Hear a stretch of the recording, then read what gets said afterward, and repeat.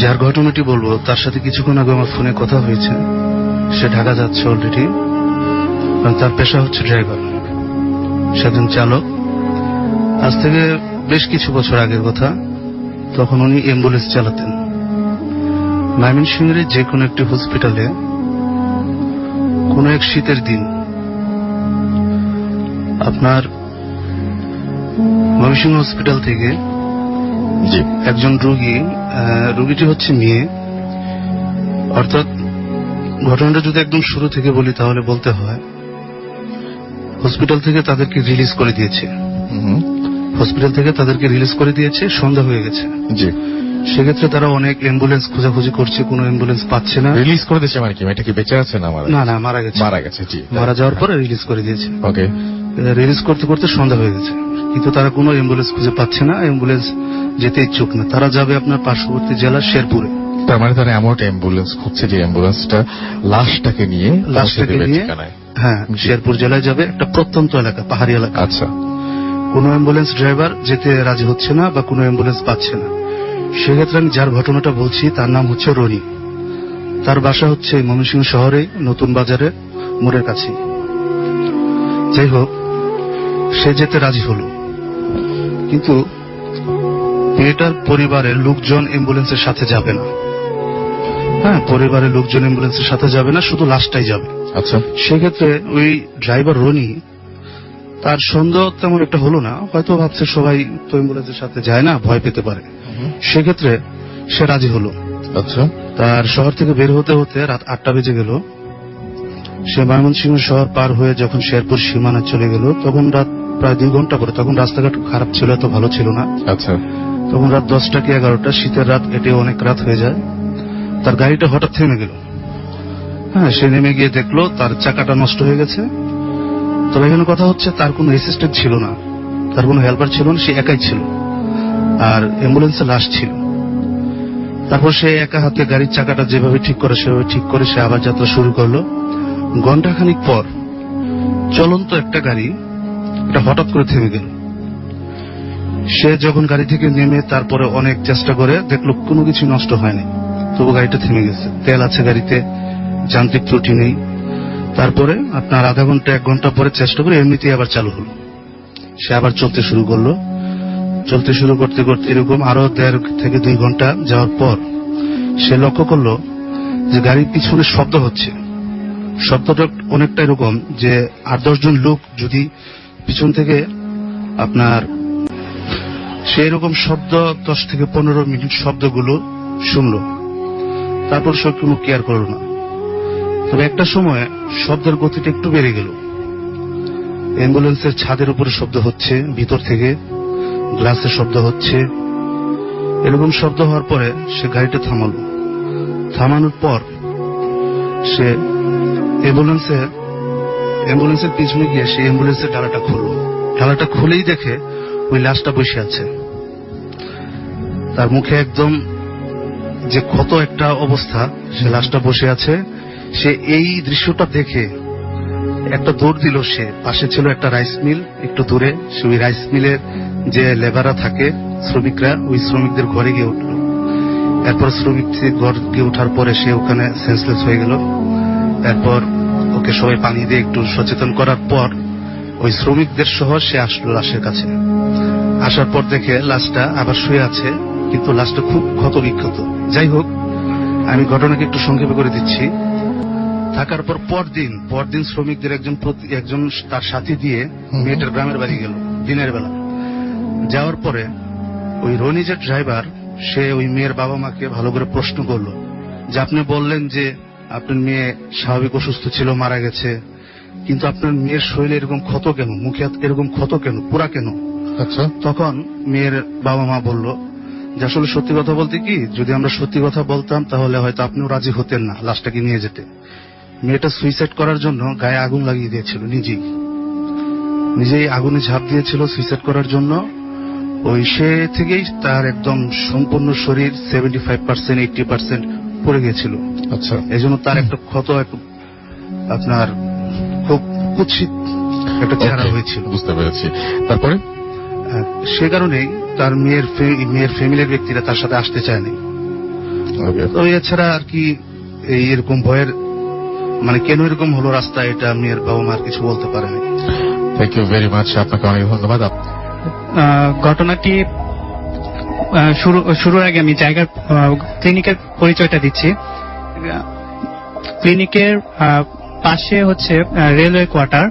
ওই কোয়ার্টারের যে খেলার ফিল্ডের মাঝখানে একটি তাল গাছ রয়েছে, যা ব্রিটিশ আমল থেকে রয়েছে, এবং ওই তাল গাছে যে কিছু একটা আছে এটা অনেক আগে থেকেই জানতাম আমরা। তারপরে 2005-এ আমার ছোট বোনের যখন জন্ম হয়, আম্মুর অপারেশনটা হয় ওই ক্লিনিকটা ছিল 3 তলার। তো আম্মুর অপারেশনের পরের দিন আম্মুকে 3 তলার একটি কেবিনে ট্রান্সফার করা হয়। তো ট্রান্সফার করার পরে বিকালবেলা আমি প্র্যাকটিস শেষ করে যখন আম্মুকে দেখতে যাই, তখন প্রায় মাগরিবের আজান দিচ্ছে। তো আম্মু বলতেছে যে শাওন দেখো, ওই ক্লিনিকের যে জানলাটা মানে কেবিনের যে জানলাটা, ওইটা থেকে তাল গাছটা সরাসরি দেখা যায়, তো একটু দেখো, সন্দেহ হয়ে গেছে যে জানলাটা খোলা কিনা। আচ্ছা। তো আমি খোলা থাকলে বন্ধ করে দাও। তো আমি জানলার পর্দাটা যখন সরাই, তো তখন দেখি একটা বিভৎস চেহারা জানলার মধ্যে দিয়ে তাকিয়ে আছে আপনার দিকে? জি। তখন দেখার সাথে সাথে আমি একটু পিছিয়ে আসি। পিছানোর পরে মানে ওই কেবিনের একটা বেডের সাথে বাড়ি খেয়ে আমি 3-4টা ডিগবাজি খেয়ে ফ্লোরে পড়ে যাই। তখন আব্বু দৌড়ে এসে জিজ্ঞেস করে যে কি হয়েছে। তখন আমি বললাম যে একটি বিভৎস চেহারা আমার দিকে তাকিয়ে আছে, আমি দেখলাম জানলায়। তখন আব্বু যে যখন পর্দা সরায়, তখন শুধু তাল গাছটাই দেখা গেছে, আর কিচ্ছু না। আচ্ছা। ওই দিন রাত্রেবেলায় আমরা যখন চলে আসি, তো সবাই ভাবছে যে আমার হ্যালুসিনেশন হয়েছে, অনেক প্র্যাকটিস করার পরে আমি গিয়েছি এই কারণে। তো রাত্রেবেলায় যে ঘটনা হয়, আমার মেজো চাচি ছিল আম্মুর সাথে রাত্রে, তখন 1:30 কি 2টা বাজে। ওই মোমেন্টে যে ওই জানলার পাশে যে ওয়াশরুমটা ছিল, ওয়াশরুমের দরজাটা মানে নড়তে থাকে। আচ্ছা। বাইরে থেকে লাগানো ছিল, তারপর নড়তেছে। চাচি ভাবছে যে হয়তোবা কোনো বাতাস বা কিছু, ওটার কারণে নড়তেছে। কিন্তু একটু পরে দেখা গেল যে ওই সাউন্ডটা এরকম হচ্ছে যে ভিতর থেকে কেউ ওয়াশরুমের দরজাটা খোলার চেষ্টা করছে। আচ্ছা। তো চাচি উঠে বসে জানলা দিয়ে তাকিয়ে দেখে যে কোনো ঝড় বা কিছু হচ্ছে কিনা, কিন্তু দেখলেন যে কিছুই না, বা কোনো বাতাসও নেই। মে মাসের 10 তারিখের ঘটনা এটা, 2005-এ। তো ওই সময় কোনো ঝড়ও হওয়ার কথা না। তো যখন দেখলেন যে ঝড় হচ্ছে না বা বাতাস নেই, তখন চাচি একটু ভয় পেয়ে দোয়া কালাম পড়তে থাকে, এবং ওয়াশরুমের যে হ্যান্ডেল ওটার সাথে একটি উন্না পেঁচিয়ে মানে ওই বেডের পায়ের সাথে বেঁধে রাখে শক্ত করে। কেন এটা কেন? যে উনি ভাবছেন যে হয়তো বা কেউ খোলার চেষ্টা করছে, বা উনিও জানতেন ঘটনা কিছু একটা যে এরকম হয়। আচ্ছা। নিউ বর্ন বেবির বেলায়। তো তখন এরকম যখন বেঁধে রাখলেন, তখন মনে হচ্ছে যে মানে ওই সাউন্ডটা আরো বেড়ে গেছে, মনে হচ্ছে যে কেউ দরজার মধ্যে লাথি দিচ্ছে ভিতর সাইড থেকে। তো চাচি আরো জোরে জোরে দোয়া কালাম পড়তে থাকে এবং রুমের চারদিকে ফু দিয়ে দেয়। তার 5-6 মিনিট পরে ওই সাউন্ডটা অফ হয়ে যায়। তো ওই সাউন্ড অফ হওয়ার পরে ক্লিনিকের মানে ওই কেবিনের মেইন ডোরে একটা নক হয়। তো নক হওয়ার পরে চাচি ভাবেন যে 3টার দিকে আম্মুকে ইনজেকশন দেওয়ার জন্য এক নার্স আসার কথা, উনি আসছেন হয়তোবা। তিনি দৌড়ে যেয়ে দরজা খুলে দেন, কিন্তু দেখেন যে কেউ নেই। তখন চাচি আরো ভয় পেয়ে যায়। আচ্ছা। ভয় পাওয়ার পরে দরজা লাগিয়ে দিয়ে আমার বোনকে তার কোলে নিয়ে দোয়া কালাম পড়তে থাকে। এক পর্যায়ে দেখা যায় যে সবকিছুই নর্মাল হয়ে আসছে। তো তার 15 থেকে 20 মিনিট পরে নার্স আসে। আসার পরে 3-4 বার নক করার পরে এবার চাচি জিজ্ঞেস করেন কে। তো নার্স বলে আমি নার্স। পরে চাচি দরজা খোলার পরে উনি জিজ্ঞেস করেন যে আপনি কি কিছুক্ষণ আগে আসছিলেন, নক করছিলেন দরজায়? তখন নার্স বলে যে না, আমি আসি নাই। বলছে তাহলে আপনাদের হসপিটালের কেউ হয়তোবা। বলে কি না, এই ক্লিনিকে শুধু আমি দায়িত্বে আছি। আচ্ছা। এই দায়িত্বে শুধু আমি আছি রাত্রের ডিউটিটাতে। তাহলে তখন চাচি বলতেছে হয়তোবা কোনো পেশেন্টের আত্মীয় স্বজন হয়তোবা নক করছে। নার্স বললেন যে না, 3 তলার এই কেবিনে শুধুমাত্র আপনারাই আছেন, 3 তলা পুরাপুরি খালি, আর কেউই নেই। আচ্ছা। তো চাচি ভয় পেয়ে সাথে সাথে আব্বুকে ফোন দেয়, আব্বু ছুটে যায়। সকালবেলা আমরাও যাই। পরে নার্স আমাদেরকে সকালবেলা যে ঘটনা বলে, সকালবেলা বলে যে এই মানে এই 3 তলায় নাকি অনেক রকম ঘটনা ঘটে, ভৌতিক ঘটনা ঘটে। যেমন নক হওয়ার পরে দরজা খোলার পরে যখন ফিরে আসে, মানুষ যখন কাউকে না পেয়ে ফিরে আসে, তখন হয়তোবা দেখে যে বেবির কোনো নিউবর্ন বেবির কোনো চোখ নেই, বা নিউবর্ন বেবি রাত্রেবেলায় ঠিক ছিল, সকালবেলা মৃত, এরকম ঘটনা ঘটে অনেক। তো আমরা ওই দিনই চলে আসি। তার ঠিক 3 দিন পরে ওই ক্লিনিকেই 3 তলাতেই মানে রাত্রেবেলায় ডিউটি করার সময় ওই আপনার সিঁড়ি থেকে পড়ে যায় ওনার মৃত্যু ঘটে। আচ্ছা, এই ছিল আমার ঘটনা। ওকে, থ্যাংক ইউ ভেরি মাচ। ঘটনাটা 2012 এর দিকে। আমি তখন ঢাকায় চাকরি করি। তো আমার কলিগরা 3 জনে আমরা ডিসিশন নিলাম যে আমরা জানুয়ারির ফার্স্ট উইকের দিকে কক্সবাজার ট্যুর করব। তো যেভাবে সেই কাজ, এটা মেবি জানুয়ারির 8 তারিখ হবে বা 7 তারিখ। আমরা শ্যামলী পরিবহনে করে কক্সবাজার উদ্দেশ্যে রওনা হই, ম্যাটকোসে যাই। রাত্র 3টা কি 4টার দিকে আমাদের বাসটা নুরজাহান হোটেলে যাত্রা বিরতি দেয়। তো আমরা চা নাস্তা করে আবার পুনরায় বাসে উঠে পড়ি। একটা সময় চিটাগংয়ের সীতাকুণ্ডুর পূর্বে হঠাৎই আমাদের বাসটা মাঝ রাস্তায় থেমে যায়। অনেকটা হার্ট ব্রেকের মতো চলতেছে, হঠাৎ ব্রেক এরকম একটা। তো আমাদের সিটটা সামনের দিকে ছিল। আমি প্রথম বিতে ছিলাম, B2-তে, যার ফলে সামনের গ্লাস দিয়ে আমি রাস্তার মানে ড্রাইভারের মতো করে অধিকাংশ ভিউ আমার চোখে পড়তেছিল। তো দেখি একটা মোটামুটি মাঝ বয়সী লোক, 45-50 এরকম বয়সী একটা লোক, শীতে সাদা একটা চাদর মুড়ি দিয়ে উনি ডান হাত দিয়ে বাসটার দিকে ইশারা করে রাস্তাটা পার হচ্ছেন, অর্থাৎ মানে বাসটাকে থামতে বলছেন, উনি রাস্তা ক্রস করবেন, এরকম একটা ব্যাপার। তো একটু অবাক হই। আমার মনে আছে যে লোকটার ফেসটাও আমি দেখে ফেলি, এবং আমার এটা মনে হচ্ছিল যেন লোকটা আমাকেই দেখতেছে, মানে বাইরে থেকে সে রাস্তা পার হচ্ছে, সে আমার দিকে তাকিয়ে আছে। জিনিসটা এমন মনে হচ্ছিল আমার, জাস্ট আমি ইগনোর করি, যেটা হতেই পারে সে আমাকে হয়তো দেখতেছে বাইরে থেকে। কিন্তু বলে রাখি, বাসের ভিতরটা বেশ অন্ধকার ছিল। যাই হোক, তো আমরা পরদিন সকাল 10টা নাগাদ আমরা কক্সবাজারে পৌঁছাই। তো আপনারা জানেন জানুয়ারি বা ডিসেম্বর এই সময়টা সি বিচ এরিয়াতে পর্যটকদের প্রচুর পরিমাণে ভিড় থাকে, যার ফলে হোটেল মানে মিলানো খুবই কষ্টকর। তো আমরা অনেক খোঁজাখুঁজির পর এয়ারপোর্ট রোডের কোন একটি হোটেল পাই। হোটেলটা মোটামুটি মানে একটু নির্জন এরিয়া বলা যেতে পারে। ওই সাইডটা লোকজন চলাচল একটু কম এমন মনে হচ্ছিল। যে অন্য এরিয়াগুলোতে যেমন জাম প্যাকড ছিল, মানুষজনের খুব জনসমাগম ছিল, ওই সাইডটা কেমন যেন একটু শুনশান মনে হচ্ছিল আমার কাছে। আর হোটেলটাও কেমন যেন একটু পুরনো, 4তলা একটি ভবন, এবং বাইরে থেকে দেখতে একটু গা ছমছম ভাব। যাই হোক, আমরা 3 জন 2টো রুম নিয়ে নেই। এক রুমে আমার 2 বন্ধু শিফট হয়, আর এক রুমে আমি একা শিফট হই। তো টায়ার্ড ছিলাম। সকালে আমরা গোসল সেরে নাস্তা করে ঘুম দেই। আমাদের ঘুম ভাঙে আসরের আজানে, দেন নামাজ পড়ে সি বিচের দিকে হাঁটতে বেরোই। হাঁটছি, আমরা কিছু দূর এগোতেই ঝাউবন এরিয়াটা পড়ে, মানে ঝাউ গাছগুলা, যারা কক্সবাজারে গেছেন তারা অনেকে জানবেন যে এয়ারপোর্ট থেকে সামনে ঝাউ গাছগুলার এরিয়া, এবং ওটা ক্রস করেই দেন সি বিচ। তো ঝাউবনটা যখন পার হই, তখন দেখি একটু দূরে একটা ঝাউ গাছের নিচে একটা লোক দাঁড়ানো। জাস্ট শুধু একটু দেখলাম, আমি আসলে ওইভাবে খেয়াল করিনি। দেন আমি সি বিচে যাই। ওখানে যাওয়ার পর আমরা বাদাম খাই, রেস্ট করি, গল্প করি। কেন জানি কি জানি ভেবে আমি পিছন ফিরে তাকাই, দেখি যে সেই লোকটা যেটা একটু আগে দেখলাম সে স্টিল দাঁড়িয়ে আছে, এবং তাকে আমি স্পষ্ট দেখতে পাচ্ছিলাম না, কিন্তু আমার কেন জানি মনে হচ্ছিল সে আমাদেরকেই দেখছে, মানে আমাদেরকে লক্ষ্য করছে, এবং স্পেশালি মনে হচ্ছে আমাকেই দেখছে। তো একটু মানে আমার কাছে একটু অন্যরকম মনে হলো ব্যাপারটা। যাই হোক, আমি দেখি 10 সেকেন্ডের মতো, দেন আবার সামনের দিকে মুভ করি, আবার গল্পে মেতে উঠি। দেন আমরা দাঁড়াই, যে বলে যে সামনে দিকে আরেকটু হেঁটে সামনে যাবো। হেঁটে যাচ্ছি, আবার কেন জানি মনে হচ্ছে একটু তাকাই, দেখি না সে স্টিল সে ওখানে দাঁড়িয়ে আছে এবং আমাদের দেখছে, বাট অস্পষ্ট, মানে তাকে ক্লিয়ার দেখতে পাচ্ছিলাম না, কিন্তু মনে হচ্ছিল সে আমাদেরকে ফলো করছে বা দেখছে, এরকম একটা কিছু। তো যাই হোক, আমরা এটা ঘুরে অন্য দিক দিয়ে আমরা আমাদের হোটেলে ফিরে আসি। 9টার দিকে খেয়ে দিয়ে আমরা সবাই যার যার রুমে চলে যাই। তো টিভি দেখতে থাকি। একটা সময় হঠাৎই মানে আমার টিভি অফ করে ক্লান্ত লাগছিল, জাস্ট মানে বিছনায় যাবো এরকম একটা, ঘুমোতে যাবো একটা এরকম ছিল, প্রিপারেশন নিচ্ছিলাম। তো লাইট অফ করে কম্বলটা নিয়ে শুয়ে পড়ি। তো হঠাৎই একটা আওয়াজ, আমার ঘুম ভেঙে যায়। আমি প্রথমে মনে হলো যে হঠাৎই হয়তো ঘুম ভেঙে গেছে, না দেখি যে আওয়াজটা আবার আসতেছে। এবং আমার হোটেল রুমটা একটু বর্ণনা দিই। আমি যে রুমে ছিলাম, রুমের দক্ষিণ সাইড অর্থাৎ সি বিচ সাইডে পাশে পুরাতন একটা ঝিনুক মার্কেট, সেটা বলতে গেলে এক ধরনের অনেকটাই মানে জনশূন্য। আর আমি ছিলাম 3 তলাতে।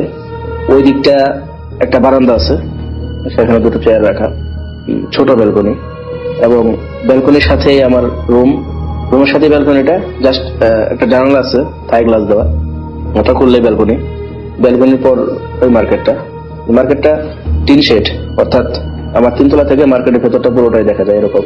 আর 2টো বড় বড় গাছ, সেগুন গাছের মতো, এটা জানালা ঘেঁষে উপর দিকে উঠে গেছে।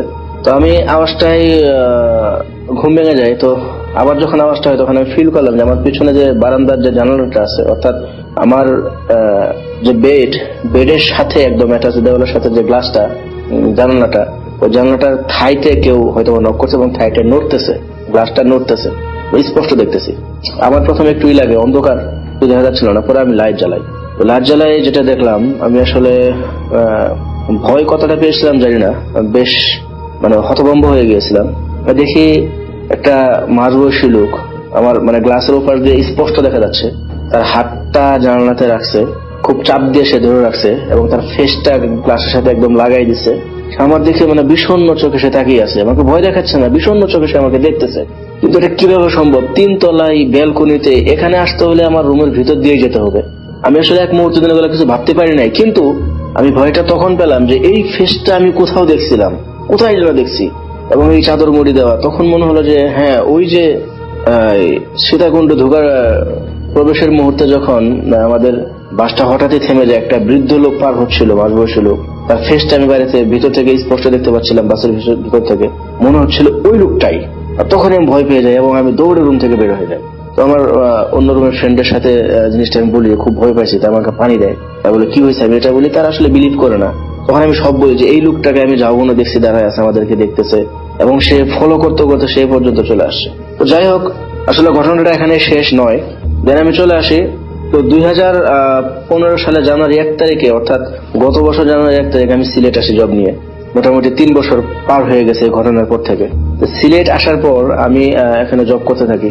এর কিছুদিন পরই গত বছর মার্চ এপ্রিলের দিকে সিলেটে একটি চাঞ্চল্যকর হত্যাকাণ্ডের ঘটনা ঘটে, যেটা এখানকার স্থানীয় পত্রিকা বা বাংলাদেশের বড় বড় পত্রিকা এবং সব ধরনের টিভি চ্যানেলে নিউজটা আসে যে একজন স্ত্রী তার হাজবেন্ডকে গলা কেটে জবাই করছে। লোকটি তাবলিগ জামাতের আমির ছিল এবং খুব ফেমাস লোক ছিল। তার নামটা আমি বলে দিচ্ছি, তার নাম ছিল খলিল। এটা সিলেটের সবাই জানে। সে খুন হয় এবং সে ইসলামিক মাইন্ডের লোক ছিল। আমি তাকে চিনতাম না, কারণ আমি সিলেটে নতুন ছিলাম। আমার সহকর্মী যারা ছিল তারা সকলে চিনত। তো তাদের সাথে লাশটা আমিও দেখতে যাই, কি অবস্থা, এরকম চাঞ্চল্যকর হত্যাকাণ্ড, নিজের স্ত্রী তাকে গলা কেটে জবাই করছে। তো দেখতে গিয়ে আমি লোকটাকে এতভাবে কখনো দেখি নাই। তার কাফনের কাপড়টা খুলে যখন তার ফেসটা দেখি, তখন আমি পুরোপুরি শকড হয়ে যাই। আমি আসলে আমার নিজের চোখকে বিশ্বাস করতে পারতেছিলাম না। কি বলবো, আসলে 3 বছর আগে কক্সবাজারে সীতাকুণ্ডে ঢোকার মুহূর্তে মাঝ রাস্তায় যে বৃদ্ধ লোকটাকে দেখছিলাম, মাঝবয়সী লোকটাকে, চাদর মুড়ি দেওয়া, ঝাউবনে গাছতলা যে লোকটাকে দেখছিলাম, এবং আমার হোটেল রুমে ব্যালকনিতে জানালার ওপাশে যে লোকটাকে আমি দেখে ভয় পেয়েছিলাম, আর এই লোকটা সবই এক। অর্থাৎ এই লোকটাকে আমি আজ থেকে 3 বছর আগে দেখছিলাম। আমি এক মুহূর্তের জন্য বিশ্বাস করতে পারি না। ওখানে আমি দাঁড়াই না, আমি চলে আসি এবং আমার সাথে যে ফ্রেন্ড যায় তাকে আমি শেয়ার করি, সেও বিলিভ করে না। আসলে এটা কাউকে বিশ্বাস করার মতো ঘটনাও না। আমি ইসলামিক মাইন্ডের লোক, আমি জিনে বিশ্বাস করি। পবিত্র কোরআনে জিনদের কথা স্পষ্ট উল্লেখ রয়েছে। আমাদের নবী করিম সাল্লাল্লাহু আলাইহি ওয়াসাল্লাম জিনদের সাথে মিট করছেন, সেটাও আমি হাদিসে পড়েছি। কিন্তু এটা কি জিন ছিল না কি ছিল? আমরা জানি যে মানুষ মারা গেলে তার আত্মা অনেকে দেখা দেয়, কিন্তু সে মরে নাই। এই পূর্বে এই লোকটাকে আমি অনেকদিন ছিলাম, অথচ এই লোকের সাথে অনেকদিন দেখা হয়েছে, অথচ এই লোকের সাথে আমার কোনো পরিচয় ছিল না, তাকে আমি চিনতাম না, জানতাম না।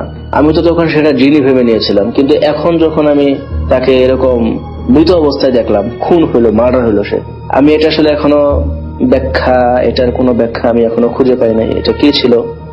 আমি অনেককেই এটা শেয়ার করছি, তারা কেউ এটা সঠিক ব্যাখ্যা দিতে পারে নাই, আমিও পারি নাই।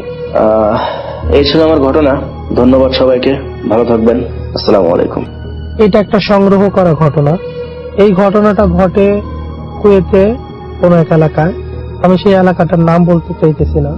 সেইখানে একটা ইন্ডিয়ান ছেলে আত্মহত্যা করে, গলায় দড়ি দিয়ে সে সুইসাইড করে। তো তারপর তার রুমমেটরা যখন দেখতে পায়, তারা পুলিশকে ফোন করে এবং তাদের আশেপাশে যারা আছে তাদেরকে ডাকে সেটা দেখায়। তারপর পুলিশ আসে, আসার পর যে নিয়ম কানুন আছে সেই অনুযায়ী সেই লাশটাকে নামায় এবং নামায় সেটা পোস্টমর্টমের জন্য নিকটবর্তী সরকারি হাসপাতালে পাঠানো হয়। আর তারপর সেই পোস্টমর্টম করার জন্য যে দুজন মানুষের উপরে দায়িত্ব দেয় তারাও আজনবী ছিলেন, আর তাদের সাথে এই ঘটনাটা ঘটে। তো যখন পুলিশের কাছ থেকে হাসপাতালে দেওয়া হয় লাশটাকে পোস্টমর্টমের জন্য, তো যেই দুইটা ছেলের উপরে দায়িত্বটা পড়ছে তাদের একজনের নাম ওসমান আর একজনের নাম জাফর, আর এটা তাদের ছদ্মনাম। কেননা তারা বলছে যে তাদের যদি নাম উল্লেখ করি হয়তো সমস্যা হতে পারে, আর আমি হাসপাতালের নামটা উল্লেখ করতেছি না, তবে এখানে নিকটবর্তী একটা হাসপাতাল। তো তারপর তারা তাদের যে কাজ কাম ছিল সেগুলো সম্পূর্ণ করে এবং যেখানে রিপোর্টটা জমা দেওয়ার দরকার ছিল সেখানে তারা রীতিমতো রিপোর্ট জমা দেয়। তো তারা এর ভিতরে একটা ভুল করে, যেটা যে লাশটা আসে সেই ছেলেটা কোনো ফ্যামিলির চাপে পড়ে সেরা কুয়েতে কাজ কাম করতো, ফ্যামিলির চাপে পড়া এখানে টেনশনে পড়ে সে আত্মহত্যা করে। তো তারা এটা নিয়ে অনেকটা একটু কটূক্তি করে যে মানুষ এরকম ভুল করে কিসের জন্য, এটা করা ঠিক না, এটা মানুষ বোঝে না, বিদেশ থাকে এত বছর যাবত তারপরও মানুষ এতটা অবোঝ হয় কিভাবে, কিছু একটু অবহেলা টাইপের কথাবার্তা বলে। তো ওসমান আর জাফর তাদের কাজ শেষ করে তারা রিপোর্ট জমা দিয়ে বাসায় চলে যায়। তো ওই দিন রাত্রে যে ঘটনাটা ঘটে সেই ঘটনাটা ঘটে ওসমানের সাথে।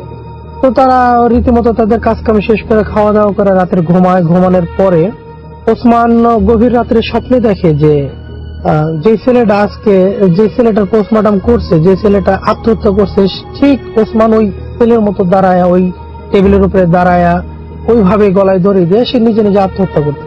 অথচ ওসমান বুঝতেও পারতেছে যে জিনিসটা আসলে ঠিক না বা আমি কেন এই কাজটা করছি। তো যাই হোক, তারপর এক পর্যায়ে সে যখন দড়িতে ঝুলে পড়ে আর টোলটা পায়ের নিচ থেকে সরায় ফেলায়, তো তারপর সে অনেক ছটফট করতে থাকে ওই দড়ির ভিতরে। আর এক পর্যায়ে দেখা যায় যে এই ছটফটের অবস্থাতে তার ঘুমটা ভেঙে যায়। সে তাড়াতাড়ি ঘুমে থেকে উঠা, যখন জাগনা হয়ে যায় তখন উঠে সেরা লাইট জ্বালায়া সে জাফরকে ডাক দেয় এবং পানি খায়। তারপর তার খুব অস্থির অবস্থা থাকে এবং তার সারা শরীর ঘামে ভেজা থাকে। জাফর তাকে জিজ্ঞেস করে কি এমন করতেছে কিসের জন্য, তো সে জাফরকে বিস্তারিত বলে। তারপর জাফর তাকে বোঝায় যে দেখো, যে কাজ করে আসছি আজকে আমরা, তো তাতে স্বাভাবিক হইতেই পারে, এটা এমন কিছু না। তারপর ওসমান ওয়াশরুমে যায়, ফ্রেশ ট্রেশ হয়ে আবার এসে রীতিমতো ঘুমায়, কিন্তু ঘুমাইতে পারে না, অনেকটা লেট হয়ে যায়। তারপরে সে ঘুমায়। তারপর দিন সকালে আবার দুজনে মিলে ডিউটিতে যায়। তো তারা ডিউটি করতেছে, ওসমানের মনটা একটু মরা, তবে জাফর অতটা গুরুত্ব দিতেছে না, যে এটা স্বাভাবিক হইতেই পারে, রাত্রে খারাপ স্বপ্ন দেখছে, ভয়টা পাইছে। তো তারা রীতিমতো তাদের কাজ কাম শেষ করে, ডিউটি শেষ করে আবার রাত্রে বাসায় আসে। আসার পরে তারা তাদের রান্না বাড়া শেষ করে খাওয়া দাওয়া করে তারা ঘুমায়। ঘুমানোর এক পর্যায়ে গভীর রাত্রে ঠিক ওসমান ওই একই রকম স্বপ্ন আজকেও দেখে, বরঞ্চ গতকালকের রাতের স্বপ্নের চাইতে আজকের স্বপ্নটা আরো বেশি ভয়ঙ্কর। তো ওসমান দেখতেছে যে শিখতে একটা টেবিলের উপরে দাঁড়ানো, আর তার সামনে একটা ফাঁসির দড়ির মতো বাঁধা ঝুলতেছে, আর সে নিজের অজান্তেই সে দড়িটা গলায় দিতেছে এবং সে টেবিল থেকে নিচে ঝুলে পড়লো। তো ঝুলে পড়ার পর সে ওরকমই ছটফট করতেছে, দম বের হইতেছে, ছটফট করতেছে। তো এক পর্যায়ে দেখা যায় যে ছটফট করতে করতে তার শরীরটা ঠান্ডা হয়ে যায়, যেমন মানুষের দমটা বের হয়ে গেলে যে ঠান্ডা হয়ে যায়, ঠিক ওরকম ঠান্ডা হয়ে যায়। এর ভিতরে এদিকে আবার ওসমান যে বিছনার ভিতরে ছটফট করতেছিল ওইটা আবার জাফর মানে বুঝতে পারে, আজকে একটু বেশি মানে ছটফট করতে থাকে। তো জাফর এটা বুঝতে পারে, ও জাগনা হয়ে যায়, উঠে সেরা লাইট জ্বালায় দেখে যে ওসমানের অবস্থা খুব খারাপ। তো জাফর এদিক দিয়ে ওসমানকে ডাকতেছে, ওসমানকে ধাক্কাইতেছে, ডাকতেছে, কিন্তু ওসমান হুশে আসতেছে না, ওসমান জাগনা হইতেছে। তো এক পর্যায়ে যখন ওসমান ওই গলায় দড়ি দিয়ে সে যখন ঝুলন্ত অবস্থায় কিছুক্ষণ থাকার পর শান্ত হয়ে যায়, তখন তার দম টম বন্ধ হয়ে সে একাই হঠাৎ করে বিছানার উপরে জাগনা হয়ে যায় এবং লাফ দিয়ে ওঠে। ওঠার পর সে তো কান্নাকাটি শুরু করে দেয়, চিল্লাচিল্লি শুরু করে দেয়, সে পাগলের মতো অবস্থা, রুমের এদিক থেকে ওদিক যাইতেছে, ওদিক থেকে ওদিক যাইতেছে। এর ভিতরে জাফর তারা শান্ত করার চেষ্টা করে এবং তার পানি টানি খাওয়ায় একটু শান্ত করে। শান্ত করার পর ওসমানকে বোঝায় বলে, দেখো এটা একটা দুঃস্বপ্ন ছিল, তুমি এটা নিয়ে বেশি ভয় পাও না, তুমি আমার কাছে বলো কি হয়েছে। রীতিমতো ওসমান জাফরের কাছে সবকিছু বলে, কিন্তু তারপরে ওসমান অনেকক্ষণ বোঝায়, দুজনে বসে কথাবার্তা বলে, ইজি হয়, ঠিক আছে। তারপরে ওসমান ওয়াশরুমে যায়, ওয়াশরুমে যায় সে ফ্রেশ হওয়ার পর হাত মুখ একটু পানি টানি দিয়া যখন মুখটা মুছতে যায়, তখন দেখে যে তার গলার ভিতরে একটা লাল দাগ হয়ে রয়েছে। তো গলার ভিতরে একটা লাল দাগ হয়ে রয়েছে, যেমন দড়ি বাঁধা কেউ তাকে টানছে বা ঝুলে ছিল, সেই দাগটা এখনো তার গলার ভিতরে রয়ে গেছে। তো তার গলার যেই দাগটা ছিল এবং দাগের পাশাপাশি সে ব্যথা অনুভব করতে থাকে। তারপর সে দৌড়ায় বাইরে আসে সেটা জাফরকে ডাকে সেটা বলে, দেখো জাফর, এই যে আমার গলার ভিতরে লাল দাগ হয়ে গেছে, তুমি যে বললা এটা পুরোটাই স্বপ্ন ছিল, দুঃস্বপ্ন ছিল, কিন্তু এই দাগ আসলো হয়েছে। এখন জাফর আর কোনো কিছু বলতে পারে না। তারপরে জাফর অনেক কিছু সান্ত্বনা দেয়, কিন্তু তারপর ওসমান আর সারা রাত ঘুমাইতে পারে না। জাফর আর ওসমান দুজনে শোয়া থাকে, কিন্তু তারা আর এই ব্যাপারে কোনো কথাও বলে না, দুজনে একটু ভয় পায়। তারপরে যায় সেরা তার পরদিন সকালে যখন তারা আবার ডিউটিতে যায়, ওই হাসপাতালের ভিতরেই বড় একটা মসজিদ আছে, তো ওই মসজিদে যায় সেরা তারা ইমাম সাহেবের সাথে কথা বলে। তো ওসমান ফার্স্ট লাস্ট তার পুরো ঘটনাটা বলার পর ইমাম সাহেব হুজুর বলে যে আসলে তোমরা যেই ওই লাশটা সম্বন্ধে কিছু কটূক্তি করছো বা অবহেলাবাচক কথাবার্তা বলছো, এটা তোমাদের ঠিক হয় নাই। আর যেহেতু জীবিত মানুষকে সম্মান করো, তাহলে অবশ্যই তোমাদের লাশকে সম্মান করা উচিত। আর সবসময় তোমাদের কাজ এই লাশ টাশ নিয়ে, তো এটা তোমরা একদম ভুল করছো। তারপরে এরকম ওসমানকে কিছু আমল দেয়, তো আমলের কথা বলে যে তুমি এগুলি করো, আর আমি একটু পানি পরে দিতেছি, এটা তুমি খায় ফেলো। তারপর ওসমান রীতিমতো ওই পানি পরা খায়, আর ওই যে আমলগুলো ইমাম সাহেব হুজুর দেয়, ওই আমলগুলো সে ঠিক মতো পালন করতে থাকে। আর তারপর আস্তে আস্তে তারা আবার সবকিছু ভুলে যায় আর নর্মাল লাইফে ফিরে আসে। তো পরবর্তীতে ওসমানের সাথে আর এরকম কোনো সমস্যা নাই। তবে একটা জিনিস ভালো হয়েছে যে ওসমান আর জাফর তারপর থেকে কোনো লাশের সম্বন্ধে কোনো কটূক্তি করে না। তো রাসেল ভাই, আমি যে ঘটনাটা বলতে চাচ্ছিলাম, এটা আজ থেকে প্রায় 25 বছর আগে ঘটা। তো ঘটনাটা আমার নানা ভাইয়ের সাথে ঘটা। আর আমাদের শহরের মধ্য দিক দিয়ে একটা রেল লাইন চলে গেছে, এটা হয়তো জানেন। তো রেল লাইনের পাশে আমার এলাকা। তো আমার নানা ভাই একদিন বাজার থেকে মাছ কিনে রাত্রে প্রায় 10টার পরে মাছ কিনে বাড়িতে ফিরছে। ফেরার পথে সে মানে ঠাওর করতে বলে যে তার পিছনে কে আসছে যেন। তো সেটা তো চিন্তা ভাবনা না করে, সাহসী মানুষ ছিল, সে বাসায় চলে আসে। আসার পরে ঘরে মাছ রাখার পরে সে টয়লেটের দিকে যায়। টয়লেটের দিকে যাওয়ার পরে সে দেখে এখানে কেউ দাঁড়িয়ে আছে। তো সে তার ছেলে মনে করার পরে সে অনেক বকাঝকা করে, যে পরে সে এক সময় বুঝতে পারে যে এটা তার ছেলে না, অন্য কিছু। সে যখন টয়লেট থেকে তার করতে পরে আপনার রাসেল ভাই, উনি তার সাথে মানে অনেক ঝগড়া শুরু হয়ে যায়, কথা কাটাকাটি, অনেক ঝগড়া শুরু হয়ে যায়। যে এখানে কেন সে মনে করেন ঝগড়ার এক পর্যায়ে তার হাতাহাতি শুরু হয়ে যায়, অনেক হাতাহাতি প্লাস মারামারি। মানে বৃষ্টির দিন ছিল, কাদাতে অনেক জাম হয়ে যায় ওইখানকার, মানে আশেপাশে মানুষ উঠে চলে আসে। পরে আপনার সবকিছু করার পরে দেখে যে মানুষজন দেখে তার কাদা মেখে পুরো শরীর ভিজে গেছে। ভিজে যাওয়ার পরে সবাই তাকে ধরে এবং পানি টানি দিয়ে পরিষ্কার করে পরে জিজ্ঞেস করে কি হয়েছিল। সে দেখে কি যে টয়লেটের সাথে একটা গলা নেই, তার গলা নেই এবং চোখ দুটো বুকে এরকম একটা বস্তু দাঁড়িয়ে আছে। ওকে, থ্যাংক ইউ ভেরি